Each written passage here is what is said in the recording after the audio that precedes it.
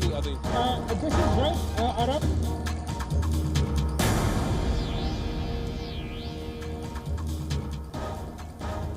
Hello and welcome to WION Live Broadcast from Washington, D.C. I'm Simon Marks, and in this bulletin, we'll get you updates on stories developing around the world with an intensity of focus, of course, on the latest events in Afghanistan. First, let's take a look at the day's top headlines.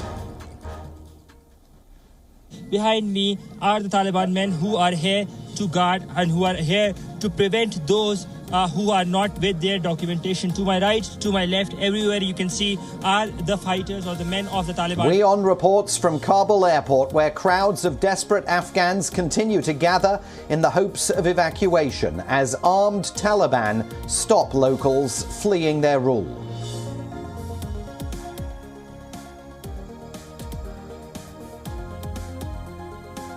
Afghans face an increasingly desperate race to escape life under the Taliban after US President Joe Biden confirms US-led evacuations will end next week.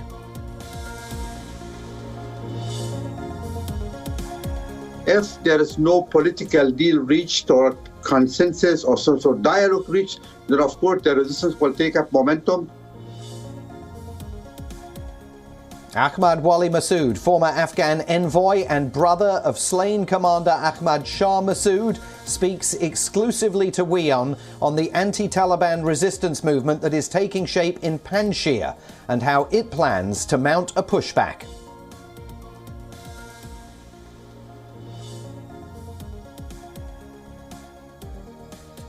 UNICEF says 10 million children in Afghanistan are in desperate need of humanitarian assistance since the Taliban swept to power.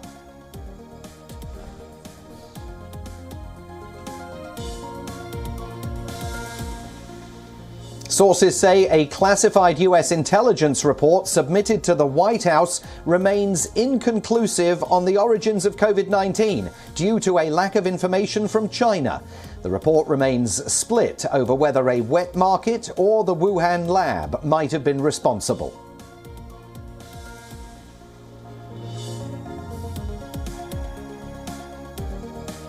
And the Delta variant outbreak worsens in Australia's COVID epicentre, Sydney. New South Wales reports a record daily number of cases, over 900 in just 24 hours.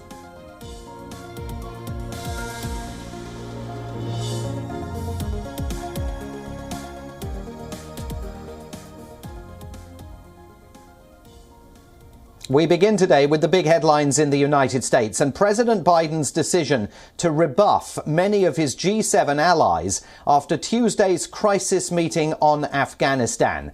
The president insists the US is on track to meet the August 31st deadline for shutting down military operations at Kabul airport. But within the last few minutes, he has been on the receiving end of a broadside from the Republican leader in the Senate, Mitch McConnell. Senator McConnell said it is impossible to imagine a more tone-deaf message from the Biden administration. He said President Biden's responsibility is simple. He should clearly and firmly state that the United States will stay for however long it takes and use whatever force is necessary to ensure we do not abandon our people and our friends.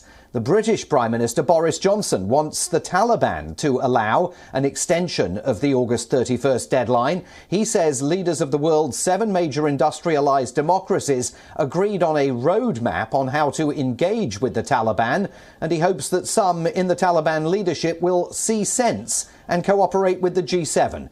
The British Prime Minister has revealed that the G7's number one condition for the Taliban is to allow evacuations to continue beyond the August 31st deadline. What we've done today at the G7 is we've got together the leading Western powers and agreed not just a joint approach to dealing with the evacuation, but also a roadmap for the way in which we're going to engage with the Taliban, as it probably will be a Taliban government in Kabul. And the number one condition we're setting as G7 is that they've got to guarantee right the way through through August the 31st and beyond, safe passage for those who want to come out. Now, someone will say that they don't accept that, and some of them, I hope, will see the sense of that, because the G7 has very considerable leverage, economic, diplomatic, and political. The G7 meeting hosted by the British Prime Minister came amid widespread criticism among some of America's closest allies over President Biden's handling of the Afghanistan withdrawal. Complaints have come from Britain, France, Germany and others in the G7, which includes only one non-NATO member, Japan. Disagreements persist today. While Prime Minister Johnson is keen to extend the evacuation deadline, President Biden said last night America will meet it as per the deal with the Taliban. First, on evacuation, we agreed that we will continue to close cooperation to get people out as efficiently and safely as possible. We are currently on a pace to finish by August the 31st. The sooner we can finish, the better. Each day of operations brings added risk to our troops. But the completion by August 31st depends upon the Taliban continuing to cooperate and allow access to the airport for those who we're transporting out and no disruptions to our operations. In addition, I've asked the Pentagon and the State Department for contingency plans to adjust the timetable should that become necessary. So, key questions today. Who determined the August 31st deadline to evacuate thousands of Afghans? Was it a bilateral agreement between the US and the Taliban? Did the US consult its closest allies? Did Washington consult the now exiled Afghan government? Boris Johnson says the G7 now wants the United Nations to lead the process.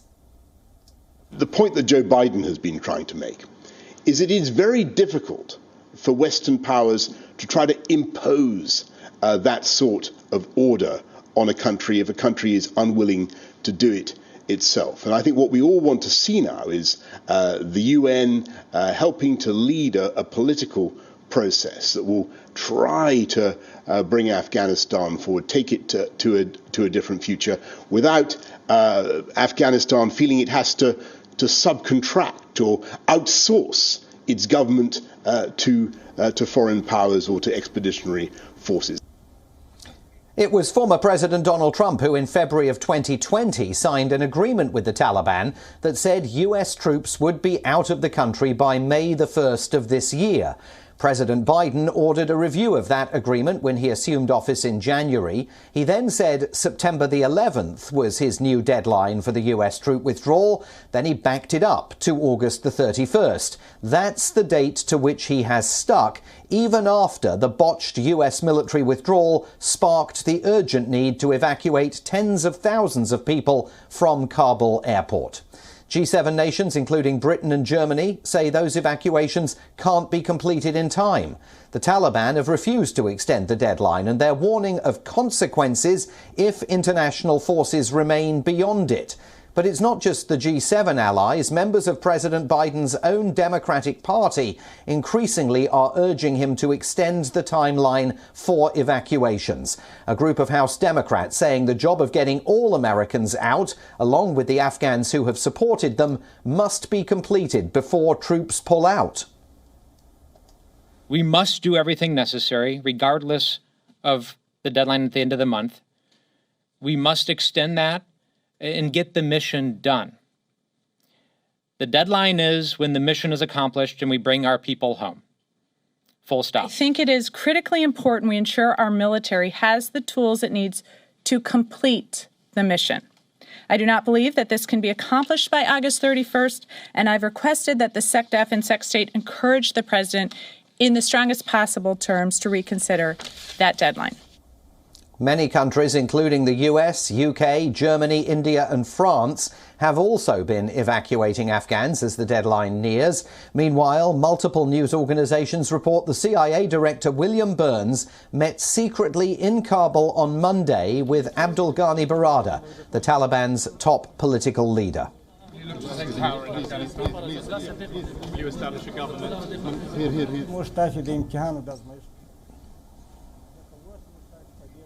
As the Afghan turmoil continues to escalate, Russian Foreign Minister Sergei Lavrov says that Russia, China, the US and Pakistan could serve as mediators to resolve the region's ongoing crisis.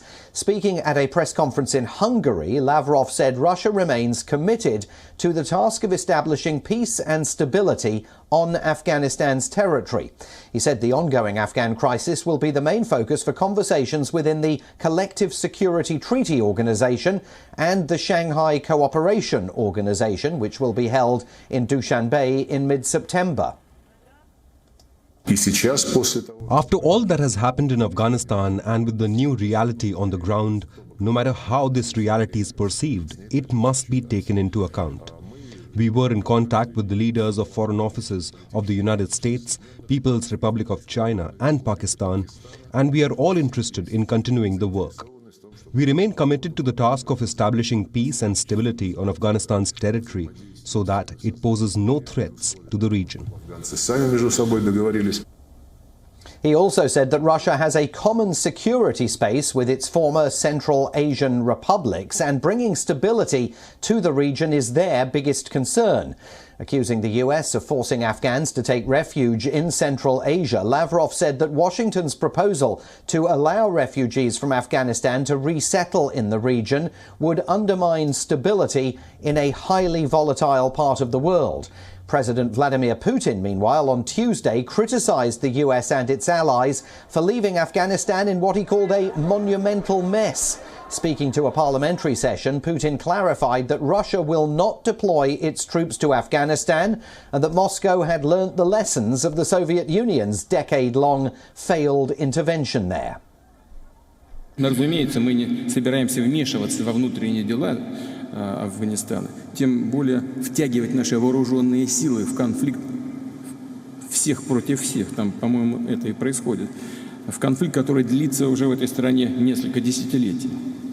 У СССР был свой опыт пребывания в этой стране. Мы извлекли необходимые уроки. Могу сказать, что у нас есть эффективные возможности обеспечить нашу безопасность. So for more on Russia's offer to mediate, let's cross to WION's Stuart Smith, who is joining us live from Moscow. Stuart, I see that President Vladimir Putin has been addressing a virtual session of the Collective Security Treaty Organization, warning of any spillover of radical Islam into the countries that border Russia to the south, across the northern border from Afghanistan. This is a real concern for President Putin, isn't it? It's one of President Putin's biggest concerns, and a different one to earlier, before the US withdrew. His concerns were more about the drugs trade being rekindled in Afghanistan, potential for terrorism to come again within Afghanistan. Now it's more about refugees and whether these refugees will bring with them not just problems for Central Asian countries, but also Islamic ideology. And it's something that the countries themselves are worried about too. Many of them very reluctant to take in any refugees because of that. Also at the CSTO meeting, it was reaffirmed that the United States should not be allowed to have any presence in these Central Asian countries, neither flyovers or deploying troops. We do know, though, that Russia is very interested in deploying troops, especially to Tajikistan, which has a 1,300-kilometre long border with Afghanistan. So President Putin preparing for a fight, but definitely not a fight in Afghanistan. 4 military exercises are planned there in future. Already many have taken place with thousands of Russian troops and thousands of Tajiki troops. And we know that Russian heavy weaponry, such as tanks and missiles, are also heading to the border. So that fight is, as President Putin says, not likely to happen in Afghanistan, but Russia preparing for the worst. But Stuart, in terms of this Russian offer to mediate, I mean, at a time when the relationship between Washington, D.C. and Moscow is very complicated and very chilly, it would seem on the face of it unlikely that President Biden would want Afghanistan's future to be placed in the hands of Russian mediators. Is this a genuine offer from the Kremlin, or is this all part of an attempt to position themselves and prepare for whatever the immediate future looks like in Afghanistan once those US-led forces have left? we are getting a very mixed picture in terms of who Russia is willing to talk to on this issue. On Monday, Dmitry Peskov, the president's spokesperson, said that Russia has no intention of getting involved in Afghanistan, including explicitly mentioning mediation. We then heard on Tuesday Sergei Lavrov, the foreign minister, talking about exactly that, mediation, and mentioning that Russia has been speaking with the US, China and Pakistan in what's known as the extended Troika format. President Putin before has mentioned the United Nations Security Council should be at the forefront of discussions on Afghanistan, which would include the United States. But at this CSTO meeting, we heard the possible desire of bringing in China and Pakistan and India as well in the form of the Shanghai Cooperation Agreement. So it's not entirely clear who Russia truly wants to speak to on this issue, but it seems so far willing to speak to pretty much anybody. Great power games already underway. Stuart Smith, WION's man in Moscow, thanks very much indeed for joining us on the programme today. Afghans, of course, are growing desperate to escape life under Taliban rule. Many of them fear a repeat of the brutal 5-year Taliban regime that was toppled back in 2001. Washington and its allies have been flying out thousands of Afghans every day, and amidst this, Kabul airport has been gripped by chaos and sporadic violent attacks. The Taliban have been accused of blocking people from reaching Kabul airport, even though they deny those claims. A NATO diplomat has said that Afghanistan's neighbours should open their land borders to allow more people to leave. The Kabul-based diplomat, quoted by the news agency Reuters, said Iran, Pakistan and Tajikistan should be pulling out more people using either air or land routes. It is vital air and land routes are used at a very fast pace, the diplomat was quoted as saying. Millions in Afghanistan face risk of starvation, disease and persecution if they're left behind. The executive director of the UN's World Food Programme is now warning of growing food insecurity in the country, warning that several years of drought, conflict, economic deterioration and, of course, the COVID-19 pandemic are all being exacerbated by the current political turmoil. Meanwhile, the World Health Organization says it only has enough medical supplies in Afghanistan to last for 1 week. This comes after supplies from overseas were blocked due to restrictions at Kabul airport. The UAE aimed to deliver 500 tons of medical supplies, including surgical equipment and severe malnutrition kits. The WHO is concerned that the political crisis could increase the number of COVID-19 infections in Afghanistan. Testing in the country has dropped by 77% in the past week, and the rate of vaccinations has also slowed. 95% of the country's health facilities are said to be operational. However, female staff members have not been permitted to return to work. The second priority was to stay and deliver by continuing our life-saving work for the millions of Afghans left behind. This means prioritizing the delivery of life-saving health supplies that health facilities need to stay operational. We rapidly distributed life-saving supplies to health facilities and partners in Kabul, Kandahar and Quds. But WHO now only has enough supplies in country to last for 1 week. The Panjshir Valley is the central pocket of resistance emerging against Taliban rule. Anti-Taliban fighters and former Afghan security forces are vowing to resist the changes in Kabul from the valley. The Taliban say they will resolve the conflict through mediation and dialogue. However, there has been no breakthrough so far on the fate of the strategic area. In fact, the Taliban hopes that the fighters in Panjshir will lay down their arms. Panjshir is a narrow valley in the Hindu Kush Mountains. It has limited entry points and its geography offers a natural advantage to members of the resistance. It also has a symbolic value in Afghanistan. The area has resisted occupying invaders for more than a century. The anti-Taliban fighters have brought equipment, vehicles and weapons to the valley to supplement arms and ammunition previously stockpiled by the National Resistance Front.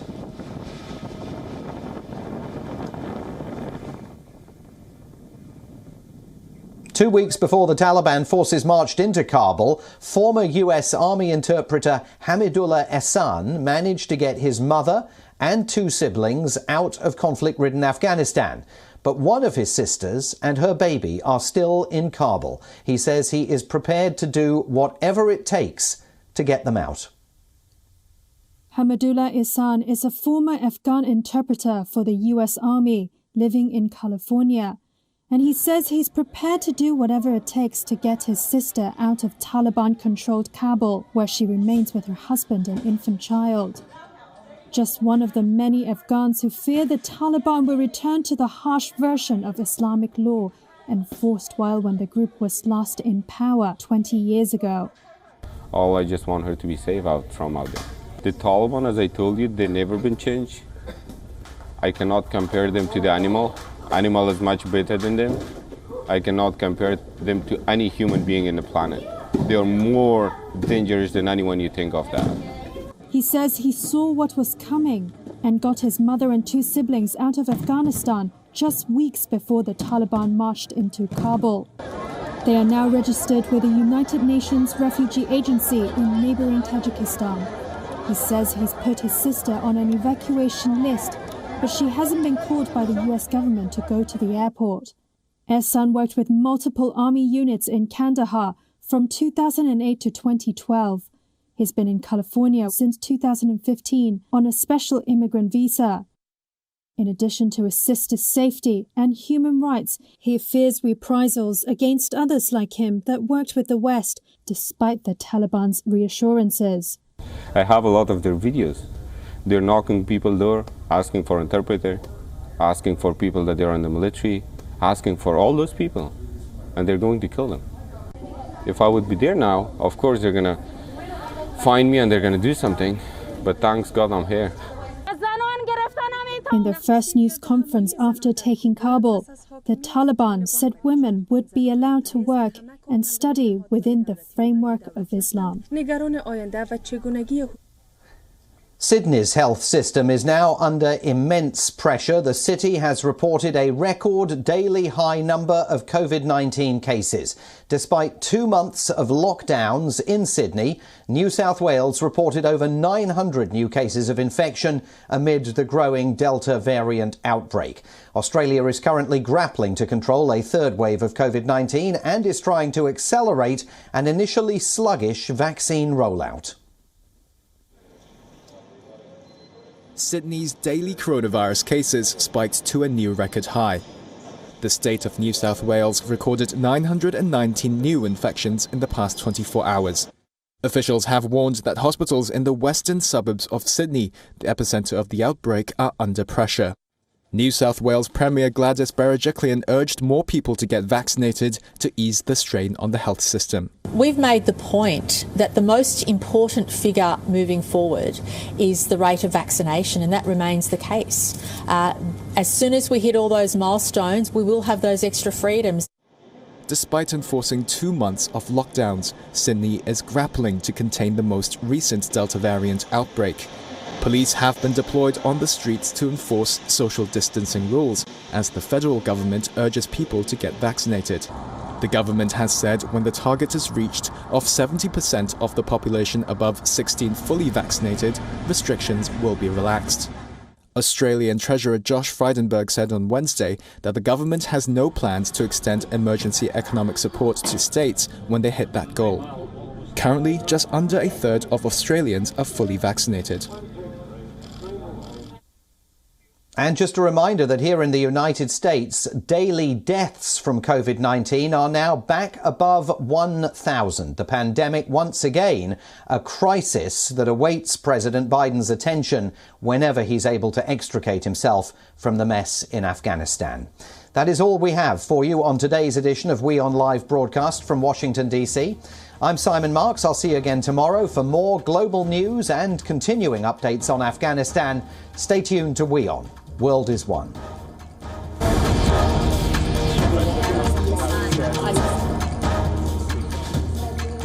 This is right, Arab.